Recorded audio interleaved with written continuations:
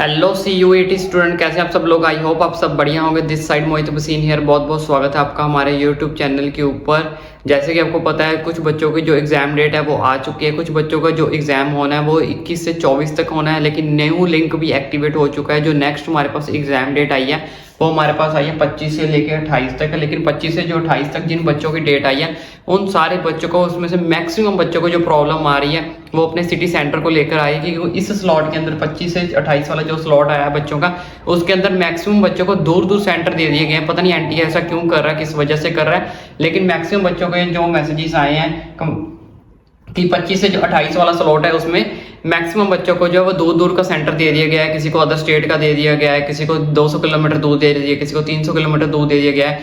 NTA ने ऐसा पता नहीं क्यों किया है। तो कुछ बच्चे तो ये भी बोल रहे हैं कि एक स्टेट से दूसरी स्टेट जाना हमारे लिए पॉसिबल नहीं है, तो कुछ बच्चे एग्जाम ही छोड़ रहे हैं, जिसकी वजह से हम वो क्या कह रहे हैं, हम उस जगह पे नहीं पहुंच पाएंगे। क्योंकि इसमें प्रॉब्लम क्या आ रही है मैं आपको वो भी चीज़ बता देता हूँ।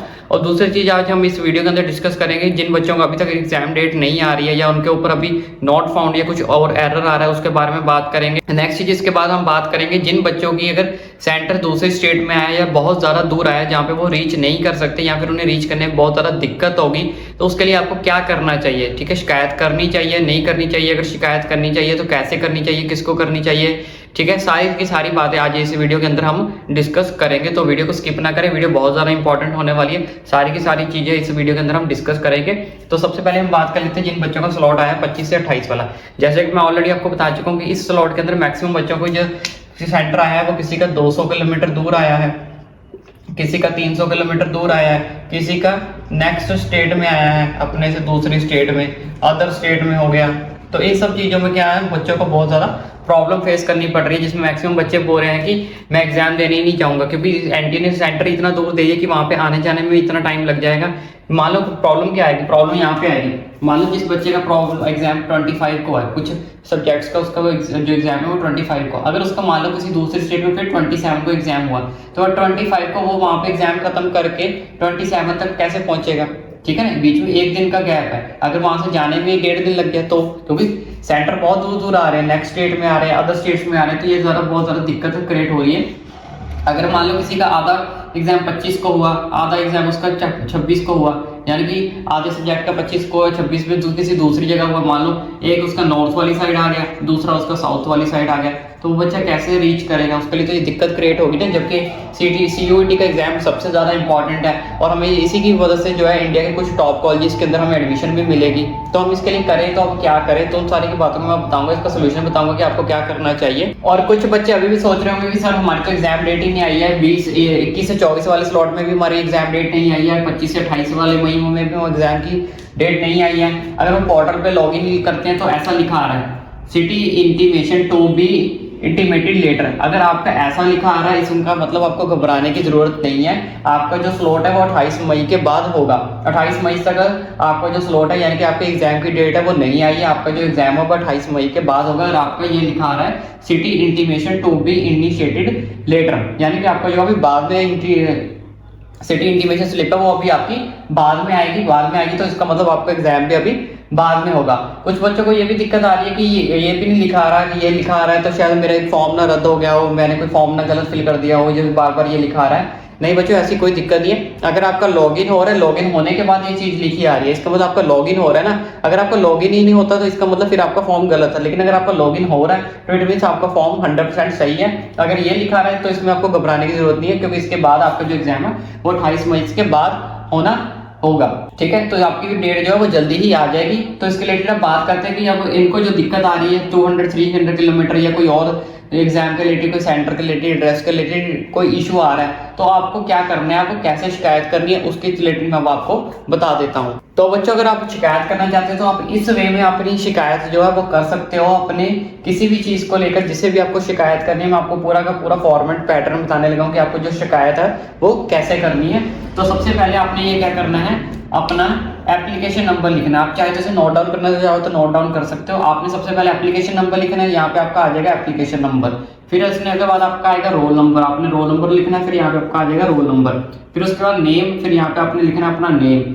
फिर एग्जाम डेट, फिर यहाँ पे आपने अपनी एग्जाम डेट लिखनी है कि आपका एग्जाम कब है, 20 को, 21 को, 22 को, 23 को, 24 को, जब भी आपका एग्जाम होगा उसके बाद यहाँ पे अपने स्लॉट बताना है कि आपका स्लॉट कौन सा है, 1 है, 2 है या 3 है, कौन सा स्लॉट है वो आपने लिख देना है। फिर आपका एग्जाम सेंटर कौन सा है, यहाँ पे अपने एग्जाम सेंटर लिख देना है। फिर आपने सब्जेक्ट लिख देना है कि आपका सब्जेक्ट क्या है। सब्जेक्ट में क्या लिखना है कि जिसके रिलेटेड आपको कंप्लेंट करनी है, जैसे सिटी चेंज के रिलेटेड आपको करनी है या स्टेट चेंज के रिलेटेड करना है, एग्जाम सेंटर चेंज करना है, कोई भी जिसके रिलेटेड मतलब आपको कंप्लेंट करनी है उसका सब्जेक्ट जो है वो आपने यहाँ पे लिख देना है। टेंशन मतलब अगर आपको इंग्लिश में समझ नहीं आ रहा तो इसके बारे में हिंदी में भी समझा देता हूँ कि आपको हिंदी में जो है ये शिकायती पत्र कैसे लिखना है। तो ये था इंग्लिश में, पहले समझ लो। तो सब्जेक्ट आपने यहाँ पे अपना सब्जेक्ट लिख देना है कि जिसके रिलेटेड आपको कंप्लेंट करनी है। फिर उसके बाद आपने लिखना है with all due respect I would like to state that. उसके बाद आपने लिखनी है राइट डाउन योर प्रॉब्लम, ये सबसे ज्यादा मेन है। तो यहाँ पे अपनी अपनी प्रॉब्लम लिखनी है कि प्रॉब्लम क्या है, आप क्यों ये सब शिकायत जो लिख रहे हो उसका रीजन क्या है, प्रॉब्लम क्या है और किसके रिलेटेड प्रॉब्लम है। स्टेट चेंज कराना चाहते हो, एग्जाम सेंटर चेंज कराना चाहते हो, एड्रेस चेंज कराना चाहते हो, कोई भी जो इसके रिलेटेड आपको प्रॉब्लम है वो आपने अपने यहाँ पे प्रॉब्लम लिख देनी है।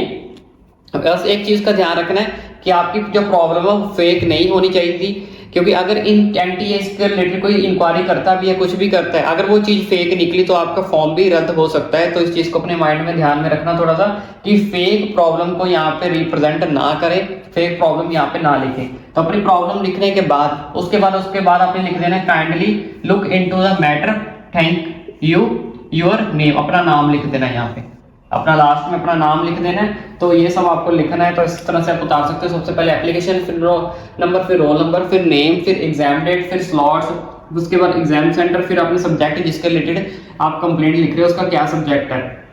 उसके बाद आपने लाइन लिखनी with all due respect I would like to state that, अपनी राइट डाउन योर प्रॉब्लम, अपनी प्रॉब्लम जो है वो लिखो कि आप क्यों ये शिकायती पत्र लिख रहे हो, आपको प्रॉब्लम क्या हो रही है, किसके रिलेटेड प्रॉब्लम हो रही है। Kindly look into the matter, thank you, उसके बाद आपने अपना नाम लिख देना। अब इसको करना क्या शिकायती पत्र का वो भी मैं आपको बताता हूँ, लेकिन उससे पहले मैं आपको हिंदी में बता दूं कि हिंदी वाले जो है अगर हिंदी में लिखना चाहते हो तो हिंदी में कैसे लिखोगे। और अगर आप बच्चों हिंदी में शिकायती पत्र लिखना चाहते हैं, अगर आप इंग्लिश में नहीं लिखना चाहते तो आप हिंदी में लिख सकते हो। इस तरह से मैं आपको बता देता हूँ। तो सबसे पहले आपने वही लिखना है एप्लीकेशन नंबर, जो आपका एप्लीकेशन नंबर होगा। उसके बाद आपने अपना यहाँ पे रोल नंबर लिख देना है, यहाँ पे आपका एप्लीकेशन नंबर, फिर उसके बाद आपका रोल नंबर, फिर आपका नाम आ जाएगा, यहाँ पे अपने अपना नाम लिखना है। फिर परीक्षा तिथि, आपका जो परीक्षा का एग्जाम एंड डेट है वो कब है, परीक्षा की तिथि आपने यहाँ पे लिख देनी है। स्लॉट, कौन से स्लॉट में आपका एग्जाम होना है वो आपने यहाँ पे लिख देना है। परीक्षा का केंद्र, आपका परीक्षा केंद्र कहाँ पे आया है, यानी कि एग्जाम सेंटर जो है वो आपका कहाँ पे है। फिर आपने यहाँ पे लिखना है विषय, यानी कि जो आप शिकायत कर रहे हो, शिकायती पत्र लिख रहे हो, किस बारे में लिख रहे हो, स्टेट के बारे में कर रहे हो, रोल नंबर को लेकर कर रहे हो, नाम को लेकर कर रहे हो, ठीक है। जो भी आपकी शिकायती होगी उसका विषय यहाँ पे आपने लिख देना है। उसके बाद श्रीमान, इसके बाद का जो प्रोसेस है वो मैं आपको बता देता हूँ। आपने क्या करना है, पूरे सम्मान के साथ मैं ये बताना चाहता या चाहती हूँ, ये सब आपने लिख देना। इस सब करने के बाद फिर अपनी समस्या को लिखना है कि जो भी आपकी समस्या है वो आपने लिख देनी कि आप किस वजह से शिकायती पत्र लिख रहे हो, ठीक है। वो आपने यहाँ पे अपनी समस्या लिख देनी है कि मैं इस वजह से अपनी समस्या को ये शिकायती पत्र जो है वो लिख रहा हूँ, ठीक है, जिससे आप संतुष्ट नहीं हो। कृपया इस मामले पर गौर करें, धन्यवाद, आपका आज्ञाकारी। तो ये सारी चीजें आपने लिख देनी। मैं दोबारा बता रहा हूँ, पहले सबसे पहले एप्लीकेशन नंबर लिखना है, फिर रोल नंबर लिखना है, फिर आपने अपना नाम लिखना है, फिर परीक्षा की तिथि लिखनी है, उसके बाद स्लॉट लिख देना है, फिर परीक्षा केंद्र लिख देना है, फिर विषय लिखना है, फिर श्रीमान लिखना है। उसके बाद पूरे सम्मान के साथ मैं ये बताना चाहता या चाहती हूँ, जो भी आप लड़का या लड़की हो, अपनी समस्या को लिख देना है, अपनी समस्या को लिखना। फिर कृपया इस मामले पर गौर करें, धन्यवाद, आपका आज्ञाकारी।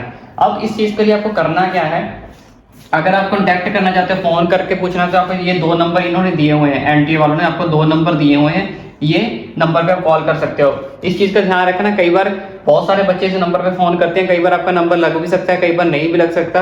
तो दिन में जितने 2, 4, 5 बार ट्राई करें, ऐसा ना करें कि एक बार अगर मैंने फोन नंबर कर लिया तो नहीं लग रहा तो मैंने छोड़ दिया।